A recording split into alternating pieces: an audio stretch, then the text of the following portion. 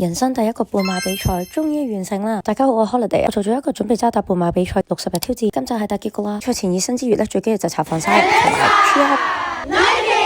第一次參加半馬比賽，冇諗過原來真係咁多人嘅。我哋起跑時間7點45分，鳴咗槍之後，差唔多都要分嘅2分鐘先到我哋出到拱門啦。頭嗰幾公里最緊要學識忍者術，咁你就去左穿右插先爆到條路出嚟嘅。基本上頭5公里都好忙，因為我係咁揾 pace。第一次參加呢啲大型比賽咧，我發覺自己完全集中唔到自己呼吸同埋步伐。加上8點過後咧，天氣越嚟越熱，太陽都兜面曬落嚟，心率就開始越嚟越高。好彩入西隧前有水站補給，可惜嗰陣已經見唔到披薩嘅背影，唯有孤身走我路，自己入去西隧打怪獸。喺呢段路咧，無論落斜上斜咧，我都刻意保留，我可以由後段追翻上嚟。不過同大家講啊，原來出西隧先係最辛苦。嚟到呢條橋暗斜又當風，心率都仲係咁高，我決定咧都係慢慢放下腳步，拍下片影下相，享受下當時嘅比賽感覺。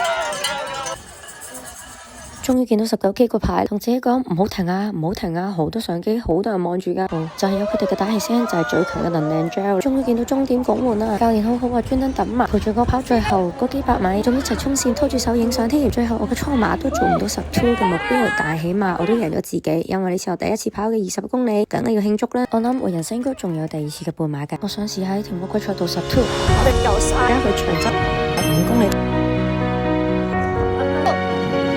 今日係準備渣打35，一班人跑好似嗰種。嚟緊我會出一系列新嘅挑戰，就係尼泊爾行山。如果有興趣，記得 follow 我啦。最後都要好肉麻咁多謝自己，多謝自己每一次咁勇敢去接受挑戰，挑戰自己嘅極限。希望大家都勇於嘗試踏出第一步啦。